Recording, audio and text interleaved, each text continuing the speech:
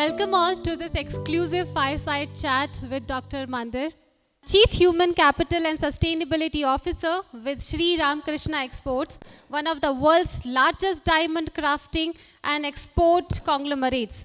Dr. Mandir has been instrumental in driving SRK's tradition of sustainable excellence across its business operations. In addition to leading the company's ESG initiative, Dr. Mandir is behind SRK's extraordinary achievements in green building and decarbonization. Under his guidance, SRK's two state-of-the-art manufacturing facilities, SRK House and SRK Empire, are now rated among the world's top 6 LEED Platinum buildings. Last year, these two buildings also achieved complete net zero certification by GNFZ, a full year, 6 years ahead of the company's planned 2030 zero emissions goal. Additionally, Dr. Mandir shoulders the strategic responsibilities for SRK's global HR, IR, administration, HSE, CSR, and compliances. Dr. Mandir, it's a pleasure to have you here. Thank you very much. And I'm very happy and honored to have this conversation with you. Thank you. So, can we please start with your love story with sustainability? We would like to know the journey, how it all started, how is it all going on? First of all, thank you very much. So, when I just came to the venue, it's like complete nostalgia. 2020, Mahesh, the Greenbuild happened, and after 5 years, we are sitting in the same venue talking about the decarbonization and net zero journey. So again, thank you very much, the leadership of GNFZ, for inviting me for this August forum, where we are not only talking and deliberating about the decarbonization, sustainability, the net zero journey, but we are also advancing the all 17 sustainable development goal in a holistic manner. And thank you very much for adding love story into the sustainability, because I was wondering that's where this forum is going. So thanks for adding that extra word after the story. If I were to talk about the journey of SRK, and we are having very limited time, so I have to wipe up the journey of 6 decades into 15 minutes. That is something which I might be doing for the first time. But in the interest of the conversation, the word you use, love story, with the sustainability, because the sustainability as a component is there at the core of SRK's philosophy. And that is something led by the chairman, Mr. Govind Dolakia. For him, it's not about something which is coming out of the legislation, but it is something what we can drive proactively and voluntary in nature. To start with, I want to share some math and some data points. In India, we're a country of the diversity. We are having 1.5 million companies in India as per the Companies Act. Out of those 1.5 million companies, there are not more than 8,000 companies which are listed or a limited company. We might have deliberated a lot about the business responsible sustainability reporting, GRI, G4, SBTi, and other guidelines. But SEBI only compels those 8,000 companies to comply with those guidelines. And there lies the catch. Why any company have to wait for their journey in the era of sustainability and the carbon neutrality only after having the legislation? And that's how the leadership of SRK charted down the entire way, that we are not waiting for any legislation to tell us that we should be doing it. We are doing it because we are seeing sustainability in more holistic and a comprehensive manner.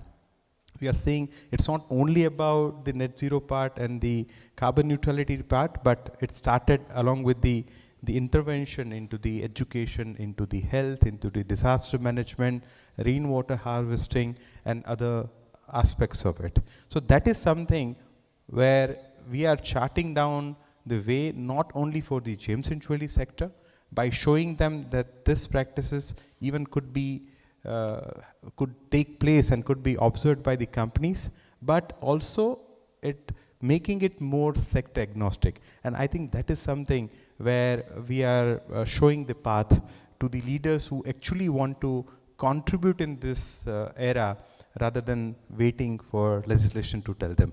I think that's what my take on that. That's how it started. Very well said. I understand that you have already achieved 14 out of 17 sustainable development goals, and you're also working on the rest of the 3. And one more point I want to add up over here, that I am very impressed with the initiatives or the strategies you are taking on scope 1, 2, 3. So maybe if you could just tell us, how do you strategize, or maybe you could just take a couple of examples for like all scope 1, 2, 3. It will be helpful for us to replicate, maybe, or learn. However, I want to quote here that we understand that every business, every projects are unique, and so even appreciate the alliance with Global Network for Zero certification program also, wherein we understand that every project is unique, the financial commitments, the skills over there, the challenges or the solutions are different. So can you just please give us some insights on your story, on how, some examples on strategies? Very interesting and a significant question, Mamta. Let me start from the macro level. India as a country, our target is to get net zero by 2070 as per the signing of the Paris Agreement. And for any company in India, if they were to get net zero, that would ultimately be contributing to the India's net zero target. So interesting conversation started when we initiated our specific journey into the net zero and the carbon neutrality almost 2 decades back. And I could not refrain from sharing when we hosted Mr. Mahesh, when he was leading the entire global fora of the US Green Building Council. And when we hosted them at SRK, and then we have very erudite and insightful discussion that why any company should be doing it, whether it's part of the legislation or even in the form of a voluntary approach. And that is something which pitch a significant remark on the chairman's mind, Mr. Govind Dolakia, that is, we should not be waiting for it.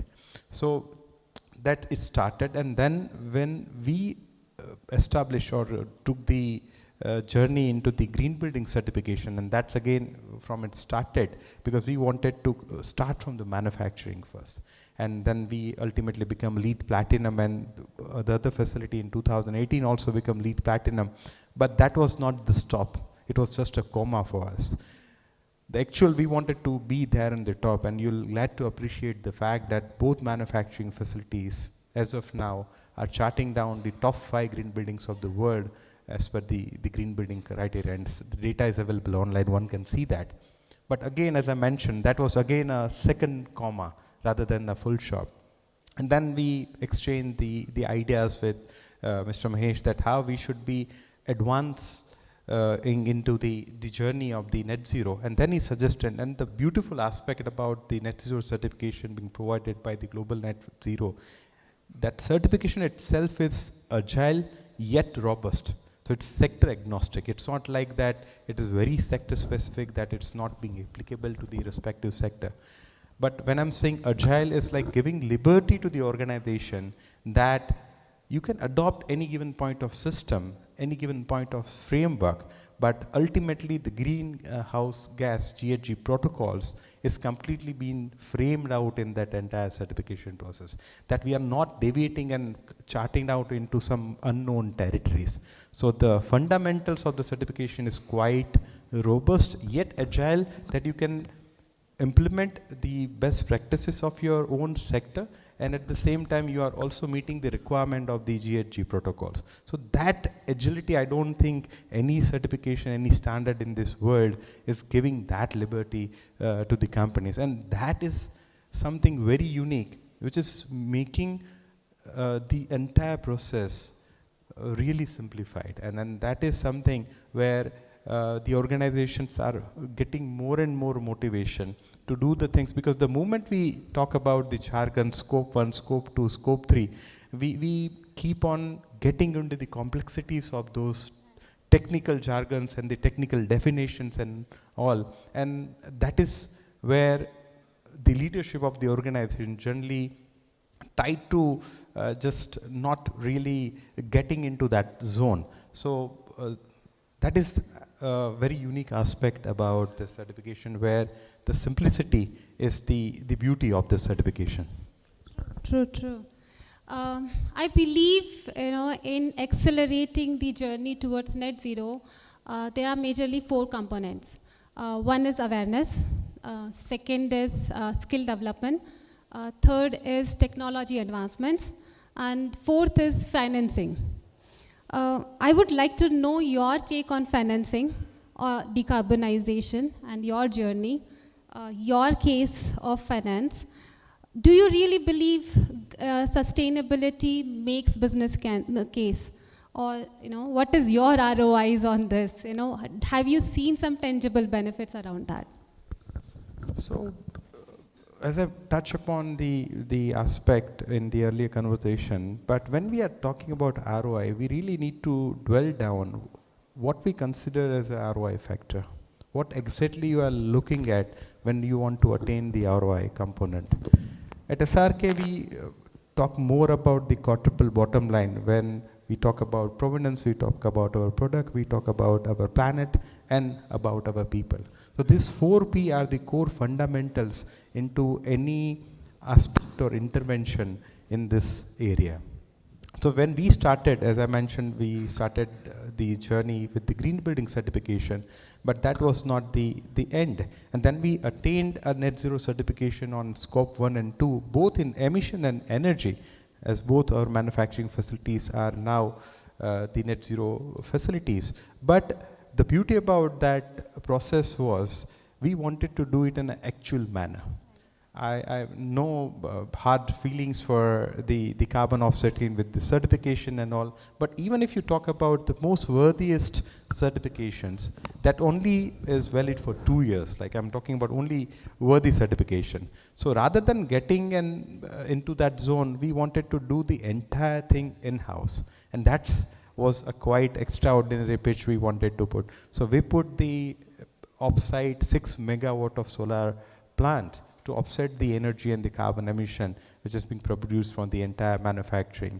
Apart from that, we also put the plant to process our the food waste, because it's a company of more than 6,000 people, and we serve the free food for all the employees. So even the food waste gets treated. We also have the waste from the paper and the plastic. So we wanted to replace that plastic with the water bottles, and we minimize the entire usage of the paper and made the most of the processes digital. The only thing where we use the paper is the packet for the diamond packaging, and that's again goes into the waste recycling for the paper and gets converted into the pulp and being recycled. We also put the in-house sewage treatment plant, and that is again has made the both facilities a zero liquid discharge facility. So as you touch upon the scope 1, 2 and 3, that's how we wanted to attain that particular aspect. And last but not the least, we also wanted to do the rainwater harvesting. So we have all, as part of our activity of the foundation, we acquired 200 acres of land in which we almost 500,000 trees have been planted, and we are creating more than 30 ponds, artificial ponds, and the water conservation, or rather the water recharge, would be much more than the actual consumption what we use at SRK. So rather than getting into the net zero for water and waste, we are getting more into the water positive side. That is something, it's a journey. Even in the solar plant, we have just started with 6 megawatt over a period of time. We just wanted also to be the energy positive in that regard. That's true. Very impressive work. As a sustainability consultant, we are inspired and motivated to see your all initiatives. And in the interest of time, maybe I'll just combine my last 2 questions, although I have a list of questions for you. I would like to know your future roadmap. You are continuously improving on your journey. Maybe if you could just conclude on your future roadmaps. With that, I would also like to know a little more about your sustainability conclave, which you organized in 2023. Why you did it, and how did it go? What was the purpose about it? I also understand in that conclave you released one pure impact report and one case studies of the two projects which are also available on GNFZ's official website. So if you could just tell us about this and your future roadmaps, please. So it made me remember the conversation I had with Mr. Mahesh, that we keep on saying partnership is the new leadership. And if we have to redefine the definition of the developed countries, unless you are not decarbonized nation, or you are not thinking proactively about the carbon neutrality as a country, till the time I don't think, or we don't think in collaboratively, that any nation could be called a developed nation. So that is something which gave us an idea to have first of its kind of a sustainability conclave in the city of Surat, because Surat is earlier well known for the city of diamonds and textile, but after having the world's biggest office in Tier B town of Surat, it's no more a Tier B town. So that's where we wanted to pitch that idea and to have a collaboration from the community, collaboration from the companies which are doing their business in the city of Surat. And we are not only restricted for the companies which are into the large segment or a middle segment, we are also targeting the MSME sector, which is contributing almost 85% of the representation as far as the 1.5 million companies population is concerned. So in the partnership and collaboration with Global Network for Zero, that was just a start, and then we are wanting to enhance that journey, expand that journey, to have more and more buy-in from the respective companies and communities both, to charter down this the very unique path in the area of sustainability and the carbon neutrality. Really appreciate, and best wishes for all your future endeavors. Thank you for being here. Thank you very much. Thank you very much, and thanks for inviting me. And just I would conclude by saying what we believe, that the test of our progress is not whether we add more to the abundance of those who have much, but whether we provide enough to those who have too little. And that is something the philosophy is anticipated from many companies. Thank you very much. Nice. Thank you.